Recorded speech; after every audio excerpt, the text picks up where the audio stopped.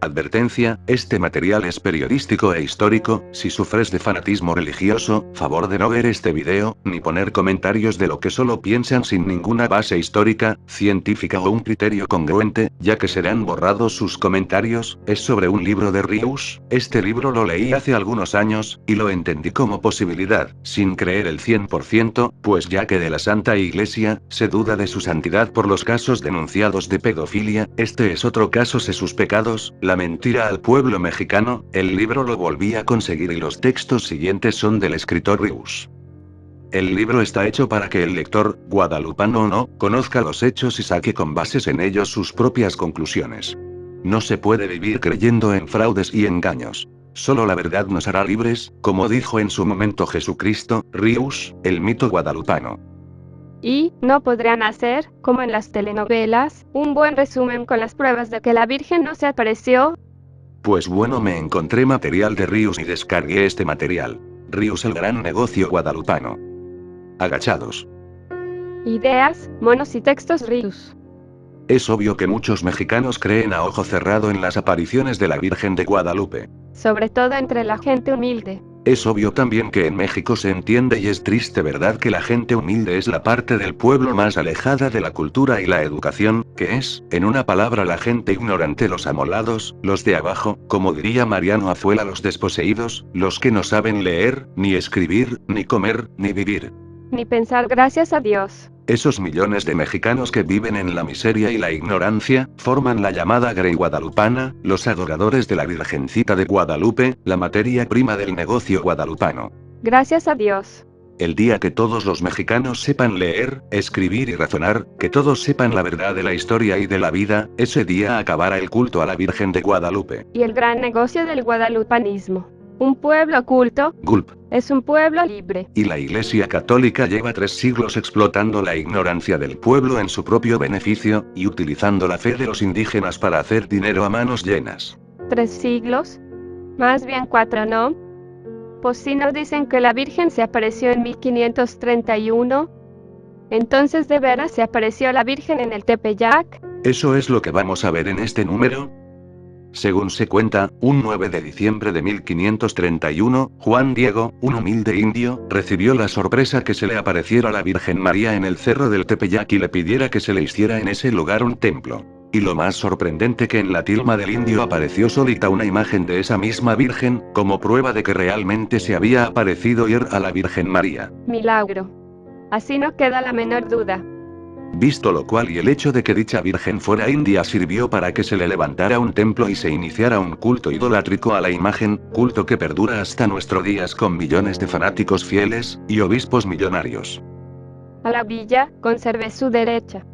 Fieles que naturalmente, aportan su dinero para sostener el culto y para que la virgen lo tenga todo y nada le falte. Y se gastó 350 millones de pesos en un nuevo estadio. Corrección, templo. En un país muerto de hambre y necesitado de todo. Pero la triste verdad es que la tal aparición nunca tuvo lugar y la imagen divina no es tal imagen divina, sino vil pintura hecha por humanos. ¿Qué dicen? ¿Que la Virgen de Guadalupe no se apareció? Pues no, y vamos a tratar de demostrarlo. Un suceso de tal naturaleza, la aparición de la Virgen, debió armar tremendo revuelo en todas partes. ¿Verdad? Pues no. Nadie se enteró, ni siquiera en México. Ni los historiadores, todos católicos, ni la iglesia, ni nadie, dijo ni media palabra de un asunto tan importante. Ni a favor ni en contra. Pues no. Revisando minuciosamente todas las crónicas e historias de aquel tiempo, no se ha encontrado ni media palabra en Bernal Díaz del Castillo, Diego de Durán, Bernardino de Sahagún, Alba Ixtlosochil, Jerónimo de Mendieta, ni en historiador indio alguno. Ni en Motolinía, Bartolomé de las Casas, Hernán Cortés Torquemada, Alegre, Cabo López Gomorra, etc. Vamos, ni siquiera en las memorias del obispo Zumárraga. Que fue, según lo que cuentan, el que recibió el recado de la Virgen. ¿Y los periódicos no dijeron tampoco nada?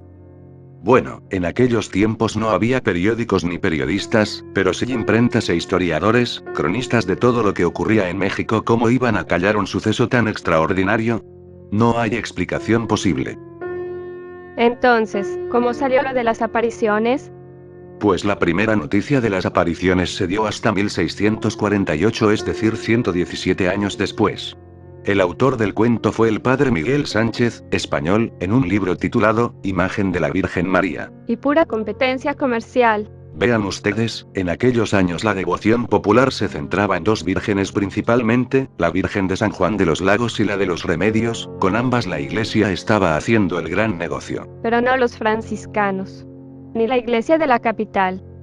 Sobre todo San Juan de los Lagos, cuya fama milagrosa empezó en 1630, se había convertido en un negocio redondo gracias a la venta de milagros, estampas y peregrinaciones, limosnas y donativos. Hasta la fecha, San Juan de los Lagos, Jalisco, es una de las plazas más codiciadas por el clero. Junto con la Virgen de Zapopan, otro negociazo franciscano, envidiosos. Las ganancias que la iglesia de Nueva Galicia, hoy Jalisco, estaba obteniendo en San Juan de los Lagos, despertaron profunda envidia en el clero de la Ciudad de México. Necesitamos una Virgen milagrosísima, voto a Júpiter. ¿Y qué piden a la de los Remedios? La Virgen de los Remedios, muy solicitada para aliviar las sequías y epidemias, no funcionaba ya muy bien, y en las últimas sequías de 1616, 1639, 1641 y 1642 había resultado un fracaso. Los indios estaban volviendo a recurrir a Tlaloc para conseguir lluvias a tiempo. Y era considerada por los indios como virgen importada, es decir, española. Como que estaba en el mismo estandarte de Hernán Cortés. Por lo que necesitamos una virgen india, una virgen morena. La solución estaba en el Tepeyac, y más concretamente en la madre de todos los dioses en Tonantzin. La diosa azteca, madre del dios Huitzilopochtli, que pese a todo y conquista, seguía siendo adorada por los indios. Nada de doctrinas exóticas, a mí lo mío. Donde tenían los aztecas el templo, el culto a Tonantzin, pues. En el cerro del Tepeyac. ¿No es demasiada coincidencia? ¿O milagrosa coincidencia? Al finalizar la conquista, Cortés hizo sustituir los dioses indígenas por los nuevos dioses, Tlaloc se convirtió en San Juan Bautista, Xochiquetzal en San Isidro, Huitzilopochtli en Jesucristo, y finalmente, Tonantzin en la Virgen María. El Manual de Ministros de Indias lo menciona, señalando de paso cómo tomaron los indios el cambio de ídolos. El Cerro de Guadalupe, donde hoy es célebre santuario de la Virgen Santísima de Guadalupe, tenían estos un ídolo de una diosa llamada Tonantzin, a quien celebraban fiesta el mes llamado Tipli, y cuando ven a la fiesta de la Virgen Santísima dicen que iban a la fiesta de Totlatonantzin, 1670. Y otra feliz coincidencia, la fiesta de la Madre Tonantzin, era el 12 de diciembre. Para sustituir a Doña Tonantzin, Cortés mandó hacer una copia de la Virgen de su tierra, Extremadura, la conocida hasta la fecha como Virgen de Guadalupe, cuya imagen va más o menos así. Pero la Tonantzin no traía cargando niño. Al revés Fray Chuy, niño cargando. Así que se lo quitaron. El autor de la copia modificada de la Virgen de Guadalupe hispana fue el pintor indígena Marcos Cipatli, bautizado como Marcos de Aquino, y alumno de Fray Pedro de Gante, según el testimonio de Fray Francisco de Bustamante, superior de los franciscanos. Entonces no es obra divina la imagen de la villa. Ni es divina, ni es siquiera la pintura original. Como veremos más al rato. La pequeña iglesia que se levantó en el Tepeyac, sobre el templo de Tonantzin, pasó un siglo sin pena ni gloria. El 25 de septiembre de 1575 el cuarto virrey de la Nueva España, Almanza, contestó al rey de España, Felipe II, quien quería saber por qué y cómo había un santuario de Guadalupe en México. Que desde 1455 existía allí una ermita con una imagen de Nuestra Señora a la que llamaron de Guadalupe por decir que se parecía a la del mismo nombre en España. Pero ni media palabra de tal aparición. ¿No es rarísimo el asunto? Y clarísimo añadimos. Otro testimonio, el de Juan de Torquemada en su monarquía indiana 1612. Nuestros primeros religiosos, en el Tepeyac edificaron una iglesia a la Madre de Dios en su advocación extremeña, la Virgen de Cristóbal Colón y de Hernán Cortés, Nuestra Señora de Guadalupe. Pero ni media palabra de apariciones, en un libro de historia de un sacerdote. Paréntesis, con litografía de J. Guadalupe Posada 1871. Así pues, no hay duda de que el mito guadalupano nació en 1648 con libros del padre Miguel Sánchez. ¿Pero de dónde sacó la versión de que la Virgen se había aparecido? ¿En qué se basó el padre Sánchez para afirmar que la Virgen se le había aparecido al indio Juan Diego? Echado ya al olvido, por cierto, en la nueva Basílica de los 350 millones. Pues se basó, gulp, en puros testimonios muy poco serios. y sin ningún valor histórico, gulp. Los historiadores guadalupanos han aportado con pruebas de la veracidad de la aparición y de lo dicho por el padre Sánchez estos 15 argumentos. 1, Unos probables testimonios del obispo Zumárraga. 2, Una carta que se dice Zumárraga escribió a sus jefes en Italia. 3, Una supuesta historia escrita en 1552 por Fray Jerónimo Mendieta y reescrita en 1600 por Fernando Alba. 4, Una supuesta relación que se dice escribió Antonio Valeriano. 5, Un cantar que, se dice, escribió Francisco Plácido, en Azcapotzalco. 6, Un mapa que se dice existió. 7, De un testimonio atribuido a un pariente de Juan Diego. 8, Los testimonios de Juana Martín y Esteban Tomelín. 9, El testamento de Gregoria Morales. 10, Las relaciones atribuidas a Fernando de Alba Ixtlilxochitl. 11, Unos papeles de donde dijo el padre Sánchez haber sacado su versión. 12, Unos anales que dijeron el padre Baltasar González haberle visto a unos indios. 13, La historia del padre Laso de la Vega. 14, Una historia que se dice existía en la universidad. 15, Un documento de Bartolacci, amén. Pues bien, la verdad es que excepto el número 13, ningún documento existe. la historia del padre Laso. En efecto, el número 13 de los argumentos es la historia en mexicano del padre Laso de la Vega, que no es más que la traducción del libro del padre Sánchez. Publicado un año antes en español. ¿Y los demás argumentos por qué no sirven? Por Balines.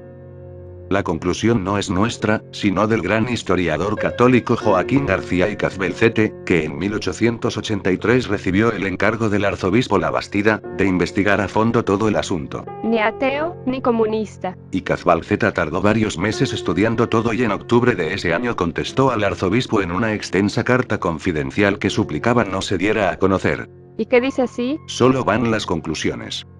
1 y 2. El primer testigo de la aparición debería ser el ilustrísimo señor Zumárraga, a quien se le atribuye el papel tan principal en el suceso. Pero en ninguno de sus escritos se menciona siquiera la palabra Guadalupe, ni en los de los arzobispos que le sucedieron en el cargo. 3. Mendieta vino en 1522, compuso su historia eclesiástica indiana, pero nada dice de Nuestra Señora de Guadalupe, ni tampoco en sus cartas. O sea, una prueba menos. 4. La relación que se dice hizo Antonio Valeriano, no existió nunca y García Cazbalceta lo demuestra con datos. Otra prueba menos. 5. El cantar de Francisco Plácido que varios dijeron haber visto, pero nunca apareció por ningún lado. Y Cazbalceta lo rechaza de plano por Balín. Qué señor tan exigente. 6. El mapa que la indígena de 85 años, Juana de la Concepción, dijo haberle visto a su padre, en donde, si mal no recordaba, había una nota sobre las apariciones. ¿Qué virgen de prueba es esa? 7. El testamento de una parienta de Juan Diego, visto por Boturini y que parece decía, en sábado se apareció la muy amada señora Santa María y se avisó de ello al querido párroco de Guadalupe. Aparte de que no existe, es una tontería. Claro, ¿cómo le iban a avisar al párroco de Guadalupe, si no existía ese nombre todavía en ninguna iglesia? 8. Del testamento de Juana Martín nadie supo nada, pero se decía que había alguna referencia a la Virgen. Del otro de Tomelín, que tampoco existe, dijo el padre Lorenzana haber leído que el difunto dejaba un legado a Nuestra Señora de Guadalupe, lo cual no demuestra nada de nada. Excepto que el padre Sánchez nos quiso ver la cara de indios. 9. Otro testamento, de doña Gregoria Morales, donde deja tierras a la Virgen. Y además no existe. La 10. Es Balín, las reacciones atribuidas a Ixtlilxochitl, que eran más que la traducción de la que hizo Valeriano. Otra menos. 11. Los papeles en que dijo el padre Sánchez haber basado su historia, pero que nadie sabe cuáles fueron, si es que hubo, lo mismo el famoso retablo que se mencionaba en los anales que Sánchez dijo haber visto, y adiós prueba número 12. Ay, padre Lauro, no gana uno ni pa' vergüenzas. La 13. Ya la vimos como simple traducción del libro de Sánchez. 14. Gul, otra menos. El padre Uribe mencionó en 1777 haber sabido de una historia de la aparición, en lengua mexicana, que estaba en la Real Universidad, pero que nadie conoce ni se encontró por ningún lado. ¿Y la 15? 15 transcribimos a Cazbalceta. Bartoloche, más precavido no quiso proceder tan de ligero como sus predecesores. sino que habiendo encontrado un añalejo manuscrito en la biblioteca de la universidad, hizo que el secretario le certificara la exactitud de los dos personajes que extrajo. El añalejo no es original, sino copia. Los papeles dicen textualmente. Primero, Juan Diego manifestó a la amada señora de Guadalupe de México, llamábase y Tepeyac. segundo, Murió el Juan Diego a quien se le apareció la amada señora de Guadalupe de México. pero el añalejo estaba hecho en el año 1737, así que bien pudo haber sido falsificado apenas, o añadidosele los dos pasajes, y Casbalceta lo rechaza de plano. Y esas son todas las pruebas que la Iglesia presentó y sigue presentando, de la aparición del Tepeyac. Los diátiros no aguantan nada. Moment, please. ¿Y la prueba de la imagen divina? Ah, sí, la Iglesia aporta como prueba máxima de las apariciones, la imagen que se adora en la villa y que asegura, la Iglesia, haber sido hecha por los ángeles en la misma tilma de Juan Diego. No fecita iter omni nationi. No hizo cosa igual en ninguna otra nación. El cuadro venerado en la nueva basílica no es de origen celestial, ni es el original pintado por don Marcos Cipagli en 1531, fecha muy discutible. ¿Qué ateo dice tal mentira? Ahorita lo quemamos. Ningún ateo. Veamos los testimonios eclesiásticos contra el mito guadalupano. El primer ataque conocido y directo contra el mito guadalupano provino del provincial de franciscanos de México, Fray Francisco de Bustamante, quien predicando en la iglesia de San Francisco el 8 de septiembre de 1556 dijo: ¿Y si se trata de apartar a los indios de la idolatría? ¿Por qué se le obliga a adorar a la Virgen de Guadalupe, pintada ayer por el indio Marcos? Y dijo además que se sabía a dónde iban a parar las limosnas que ingresaban a la ermita de Guadalupe. Y de pilón se lanzó contra el arzobispo Montúfar, ahí presente, acusándolo de divulgar falsos milagros de la Virgen, un escándalo. Montúfar trató de procesar al fraile, pero todos los franciscanos lo apoyaron y ahí quedó la cosa. Días después, el mismo arzobispo negó en un sermón los tales milagros guadalupanos. En 1794, el historiador Juan B. Muñoz presentó ante la Real Academia de la Historia su disertación sobre la falsedad de la aparición de la Virgen de Guadalupe de México. Demostrando la existencia de pruebas, nadie lo rebatió. ¿Y qué me decían de Fray Servando Teresa de Mier? Ese mismo 1794, el padre e historiador Fray Servando pronunció otro sermón en el cual demostraba la falsedad de la imagen de la Virgen en la tilma, y de las apariciones. Por el sermón fui enjuiciado, sentenciado y castigado. Este Fray Servando fue luego uno de los luchadores por la independencia de México y enemigo del traidor Cete Agustín de Iturbide. En 1813 publicó la historia de la Revolución de Nueva España. ¿Y en cuanto a la pintura que hay? Cosas bastante raras. En el siglo XVII se dijo que la imagen estaba sobre un burdo ayate de fibra de maguey. Pero en 1751, Miguel Cabrera, pintor oficial de la iglesia, hizo un examen de la imagen. Cabrera, que se había hecho rico pintando copias de la imagen, temeroso de la Santa Inquisición, dijo que la pintura era obra divina, pero Roma pidió otro examen más imparcial, que se hizo bajo la dirección del sabio Bartolache. La comisión Bartolache encontró varias y significativas irregularidades. 1. La pintura tiene varias manos. 2. No es un ayate de maguey, sino una fina manta de palma. 3. Está pegada sobre un bastidor de madera. Y 4. Que la imagen se está descascarando y deteriorando por hongos y humedad. O sea que, para ser una pintura hecha por ángeles, está muy mal pintada y pésimamente preparada. Bartolache negó categóricamente su origen divino en 1787. Ya para 1895, la imagen estaba en tan mal estado, que tuvo que ser cambiada a escondidas del público, encargándose de ello el padre Plancarte. Para suplir al viejo cuando se escogió uno que estaba en el convento de capuchinas. Ver el Universal, del 3 de diciembre de 1895 con las declaraciones del padre Plancarte. Y tan cierto es que la cambió. Que se armó un escándalo por un detallito.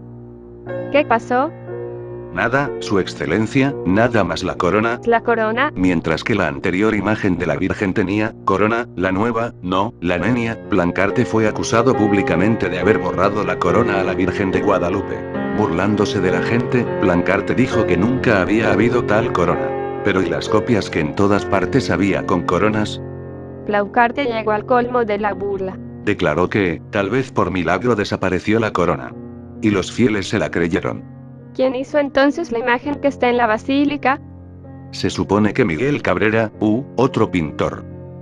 Tan descarada burla a la fe del pueblo ignorante, provocó que saliera a la luz la investigación de García y Cazbelceta, y la protesta pública de un obispo, uno solo, Monseñor Eduardo Sánchez Camacho, obispo de Tamaulipas. Declaro con toda sinceridad que no es mi capricho el que defiendo, sino la vergüenza que me da haber pertenecido a un gremio de obispos que se empeñan en sostener en poner una cosa falsa a todas luces. Un detalle previo: el cambio de la imagen se hizo para coronar a la Virgen con la corona dorada por don Porfirio Díaz y Sra. Por lo cual miles de peregrinos llegaron de todo el país. Con el nuevo impulso a la guadalupana se intensificaron las corrientes de peregrinos a la basílica, y bajaron los ingresos para los obispos y curas del interior del país. La gente ahorraba visitas y limosnas en su pueblo y venía de gastarla a la basílica. Y eso no es justo. Encabezó la protesta Monseñor Sánchez Camacho y le siguió el de Veracruz, Monseñor Arcadio Pagaza. El de Tamaulipas llegó a negar las apariciones. El negocio peligra. El clero intervino ante el presidente Díaz. Don Porfirio llamó al obispo Sánchez Camacho y le dijo: ¿así que no cree en las apariciones? No, señor. ¿Y en las desapariciones? Le replicó el viejo dictador. El obispo fue renunciado y obligado a salir del país rumbo a Estados Unidos. En 1900 regresó a su rancho, El Olvido, donde escribió un libro que consta en nuestro poder, Ecos de la Quinta del Olvido, del cual extractamos algunas cositas. Es manifiestamente falso que la Madre de Cristo se haya aparecido en el Cerro del Tepeyac, es falsa, absolutamente falsa, la aparición guadalupana. La pintura que allí se veneraba como obra de los ángeles, o de la misma Madre de Cristo, ha desaparecido y está en su lugar una nueva que el ilustrísimo señor abad don Florentino Plancarte mandó pintar para sustituir aquella que estaba casi destruida. Es gloria imponer a los pobres indios analfabetas una falsa creencia y hacerles gastar el miserable producto de su diario trabajo en ir a adorar un trapo viejo en el Tepeyac. ¿Es un obispo el que dijo eso? No solo lo dijo, sino que escribió a punto de morirse. Sin embargo, nada pasó, la prensa se ocupó de callar todo el asunto, acusando de loco al obispo, y el gran negocio guadalupano siguió viento en popa. Cooperacha para nuestra reina. Antes de terminar el número, cabe señalar otro pequeño detalle de lo más burdo y burlesco: el ángel que detiene a la Virgen. ¿Qué tiene el ángel? Pues, las alitas tricolores. ¿No resulta un tanto extraño que le hubieran puesto las alitas de verde, blanco y rojo, 300 años antes de que esos colores formaran nuestra bandera patria? ¿Es otro milagro como la desaparición de la corona? Es lamentable que la Iglesia se burle en esa forma de la ignorancia popular para explotar la fe que, ya que no hay fe en el gobierno, en algo tiene que tenerla. ¿Por qué se tolera esa burla al pueblo creído y creyente de México? ¿Por qué lo mantiene engañado? Como pasó durante la persecución religiosa. ¿Qué pasó durante la persecución religiosa en 1926 a 1929? Pues que el pueblo estuvo adorando a una copia de la copia, misma que estuvo escondida en una casa particular, de Rafael Munguía, y en la basílica quedaba una copia hecha por Rafael Aguirre. Durante esos años se hizo un estudio económico de los ingresos que únicamente en diciembre tenía la Basílica de Guadalupe, sin contar las herencias y legados. La cantidad en 1930 era superior a los 20 millones de pesos. En 1976 se calcula en más de 100 millones de pesos. La nueva basílica le ha costado hasta ahora al pueblo de México 350 millones de pesos devaluados. Y así quieren que le digamos al pueblo la verdad. Quedaría preguntar, sin ánimo de ofender a nadie, si la especial protección que según la Iglesia ha otorgado la Virgen a México, nos ha librado de guerras, invasiones, pestes, temblores, revoluciones, pérdida de medio territorio, devaluaciones y otras calamidades, o es que no somos pues su pueblo predilecto. No nos protejan tanto. Sin embargo, con todo y lo falso que es el mito guadalupano, este continuará. Le conviene a la Iglesia y le conviene al gobierno para mantener quietos a los indígenas y contento el clero, que seguirá explotando la fe y la ignorancia del guadalupano pueblo mexicano. Que sigan los milagros. Solo la verdad nos hará libres. Jesucristo. Investiga para que saques tus propias conclusiones.